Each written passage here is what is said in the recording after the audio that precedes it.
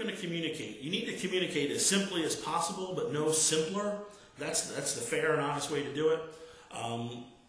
And oftentimes, a lot of the thinking that we get, a lot of the writings that we get just seem convoluted. And maybe they didn't make that best effort, but that's all we have to go on. And with us, we should probably communicate as simply as possible. But you get what you get. So if you're gonna try to tap into that information from an ancient time, you're gonna have to deal with that. You have to deal with it as best you can and still make that good faith effort. But also assume that the writer is trying to speak as simply as possible. But the problem that you get, the reason that you've got to have metaphor, is because of the different types of knowledge that you get. Stan Rosenthal, in his interpolation of the Tao Te Ching, wrote a really good introduction where he I think he nailed it. He used strawberries as the analogy.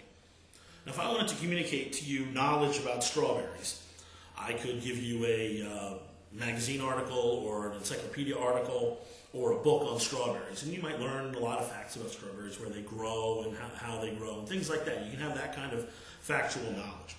I can also give you directions to a strawberry patch or to a store that sells strawberries, a farmer's market that sells strawberries. I might even tell you that once you get strawberries, you have some recipes for them or whatever, something like that.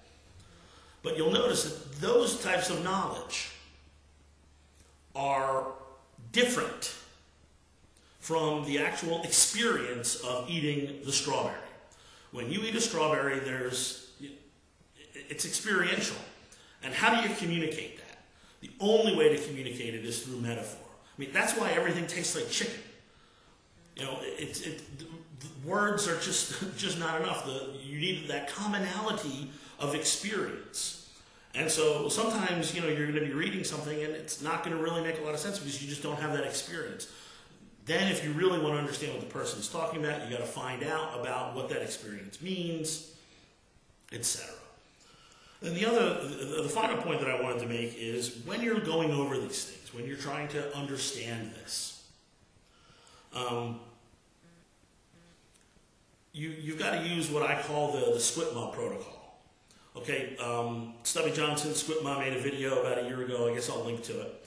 And where he stated that, if your conclusion is that God is a douche, that the author thought that God was a douche, then you got it wrong, because that's not what the author was trying to communicate. Holy texts typically are not written to tell you what a douche God is. So if you've come to the conclusion that the author was stupid, or that God is a douche, or some other thing like that, the error is you. That's almost definitely not what the author wanted to convey, and you've simply misunderstood it.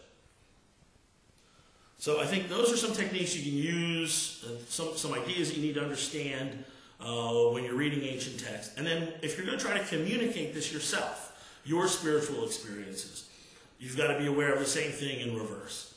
You've got to be aware of making sure that your listener is aware of context, trying to give as many contextual clues as possible if you're going to write something down, and finally, communicating as simply as possible, but no simpler. Hopefully, I've made a little bit of sense today. Hopefully, I've given you an idea of some ways that you can improve your own spiritual learnings. Peace.